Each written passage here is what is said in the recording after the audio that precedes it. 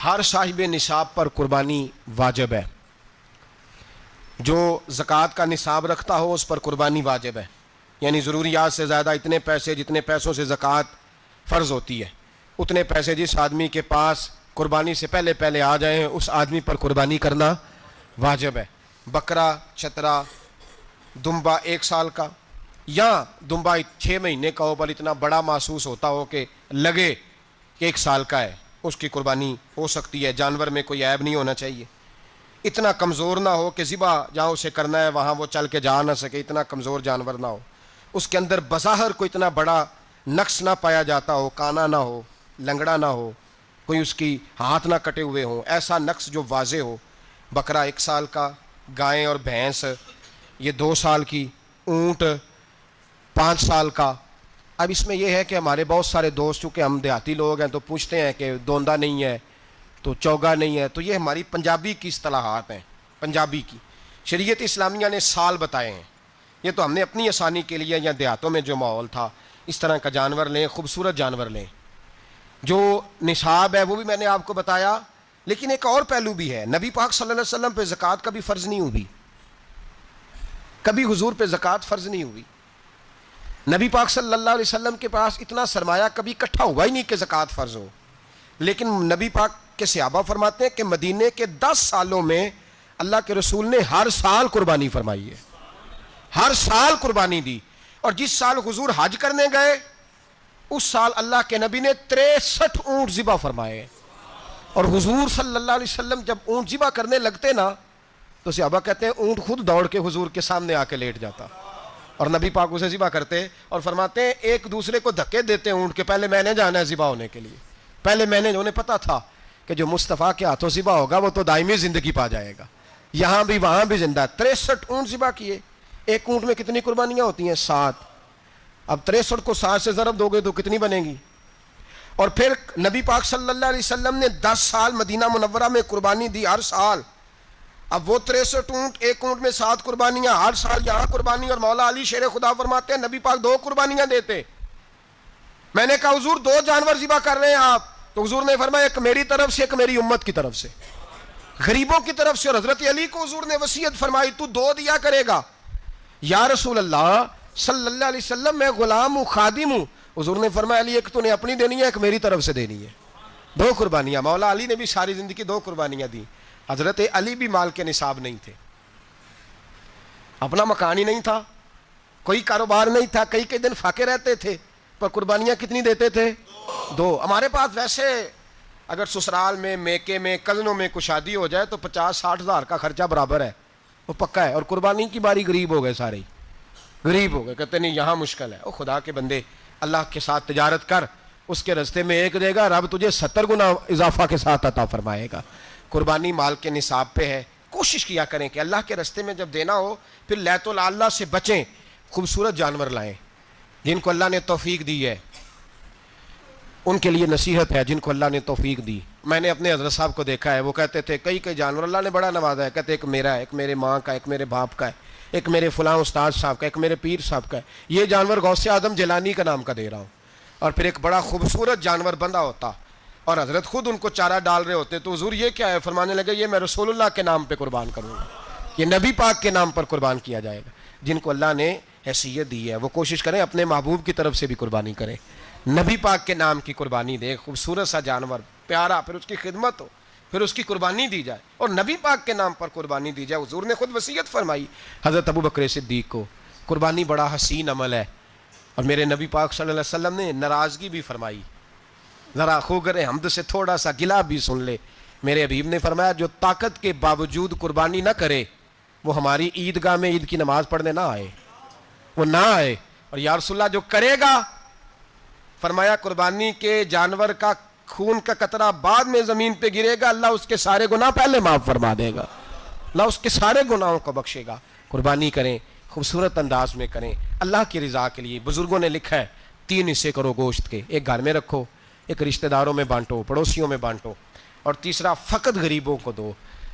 لیکن میں اکثر یہ سوچتا ہوں کہ ہمارے ہاں قربانی کرتا ہی وہ ہے جن کے گھر میں ہر جمعرات کو چھوٹا گوشت پکتا ہے، اور جن کے گھر میں ہفتے میں 3 دفعہ مرغی کا گوشت پکتا ہے، وہی تو قربانی دینے کے قابل ہوتے ہیں.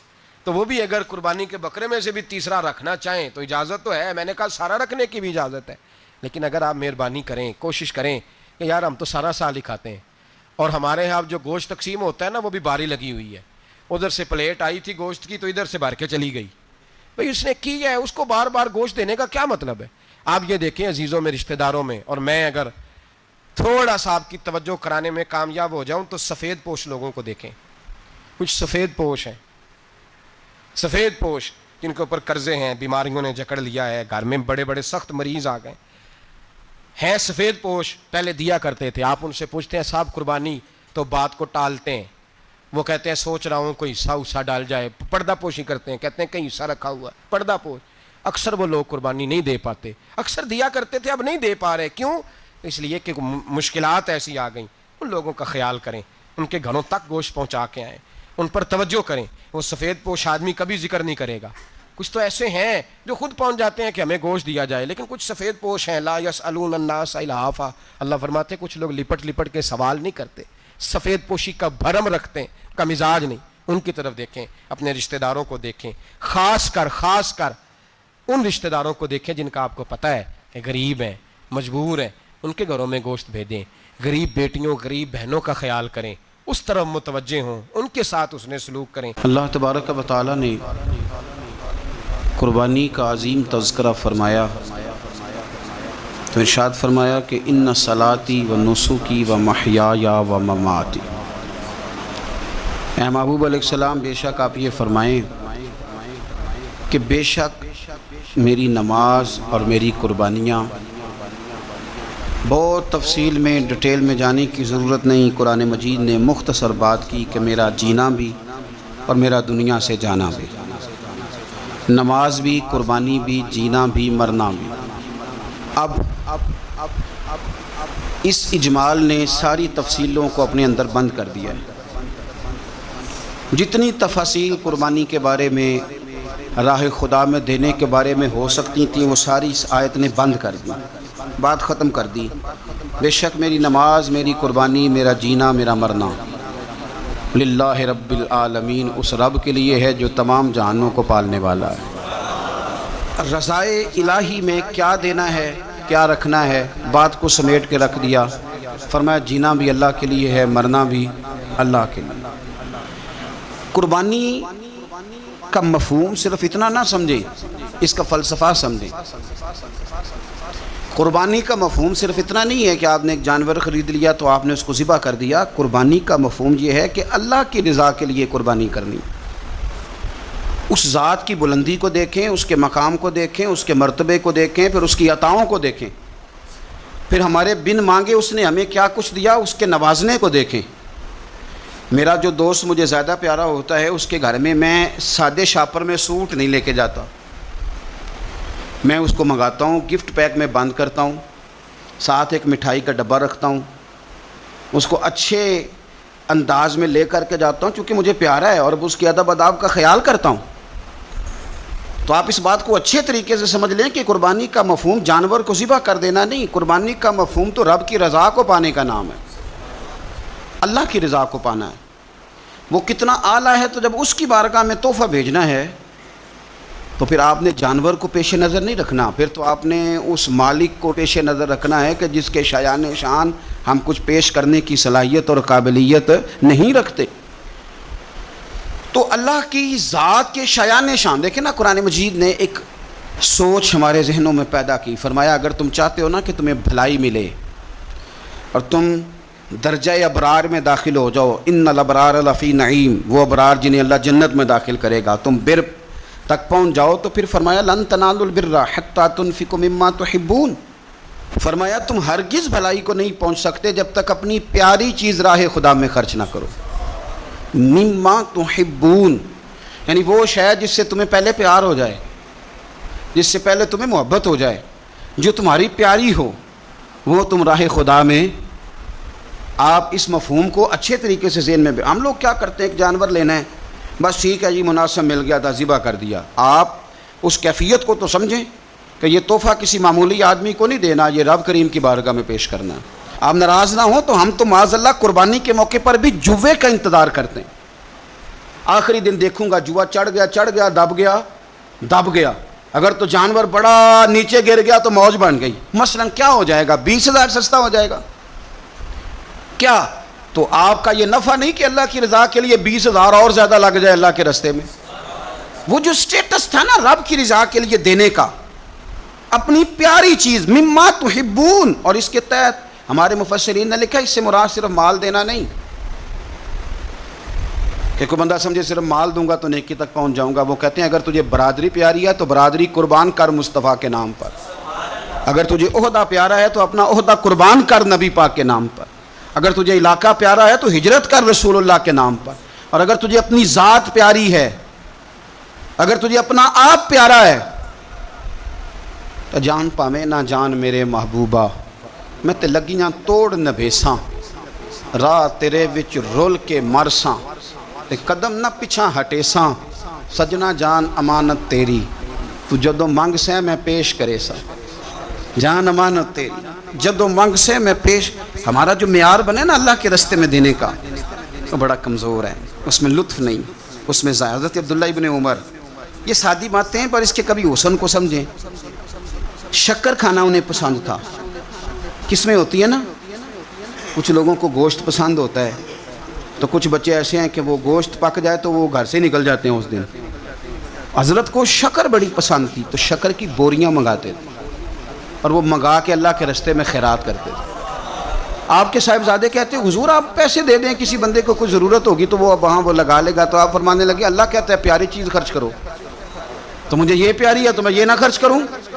جو چیز آپ کی محبوب ہے، جو آپ کو جان سے عزیز ہے، جس سے آپ کو دلچسپی ہے، وہ جب آپ اللہ کے راستے میں دیتے ہیں تو پھر آپ یؤمنون بالغیب کی ایک بڑی خوبصورت تفسیر بن جاتے ہیں کہ آپ نے تحفہ سجا کے سوار کے نکھار کے خوشبو لگا کے اچھی پیکنگ میں آپ نے اپنے مالک کے حضور پیش کیا. لیکن اگر آپ کہیں کہ اوہو خرچے بڑے زیادہ تھے، پہلے ہی حالات پہلے ہی بڑے خراب تھے، اب قربانی بھی سر پہ آ گئی ہے معاذ اللہ، تو آپ نے نا وہ مزہ خراب کر دیا، وہ ذائقہ نہیں ٹھیک رہا. وہ تو سودا ہی بڑا قیمتی ہے. وہ کہتا ہے تو ایک دیتا جا 70 لیتا جا، اور نفع ہی نفع، نقصان والا کھاتا ہی کوئی نہیں.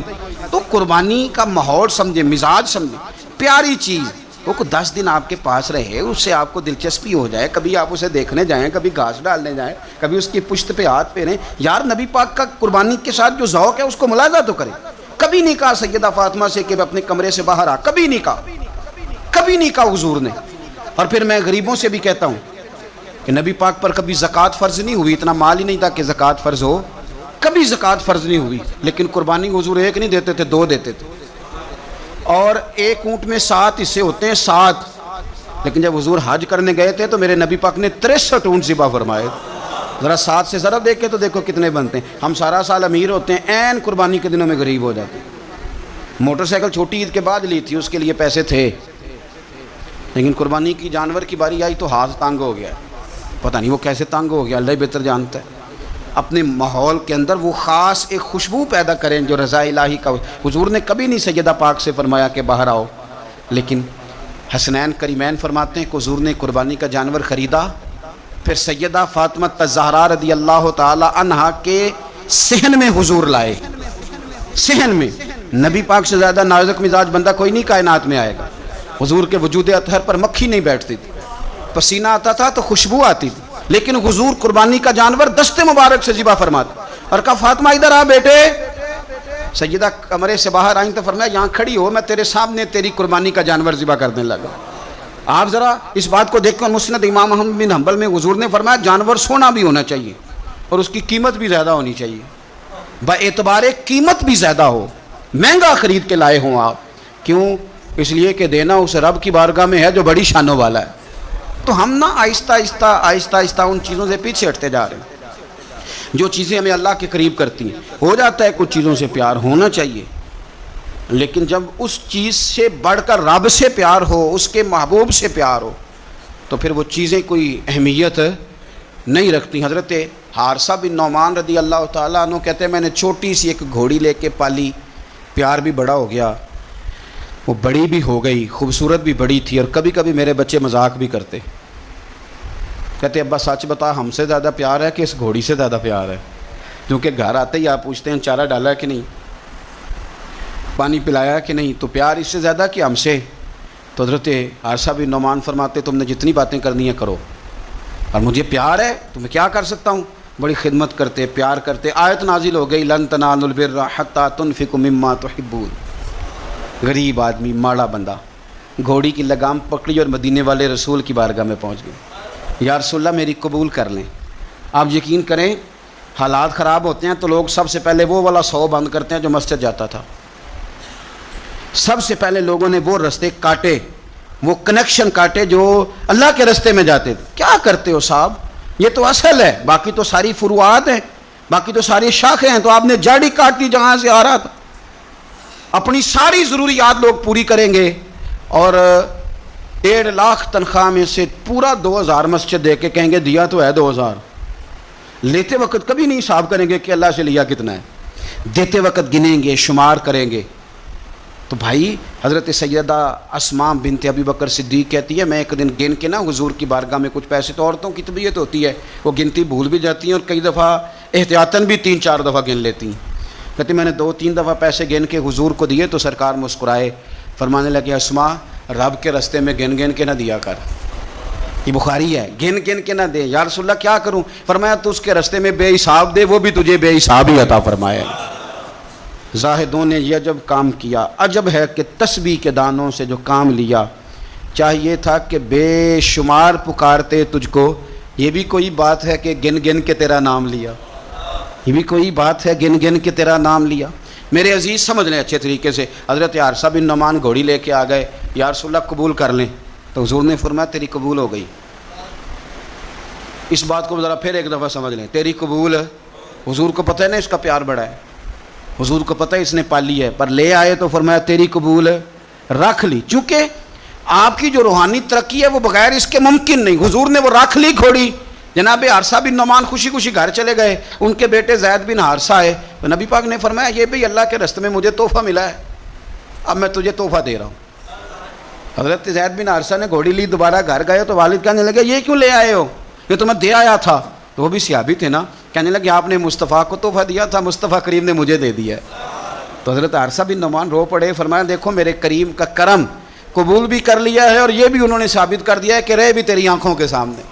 تو اپنا وہ جو خاص ذوق ہے اللہ کی راہ میں کچھ دینے کا، جانور کو قربان کرنے کا، احسار کرنے کا، قربانی دینے، اس ذوق کو کبھی بجھنے نہ دیں۔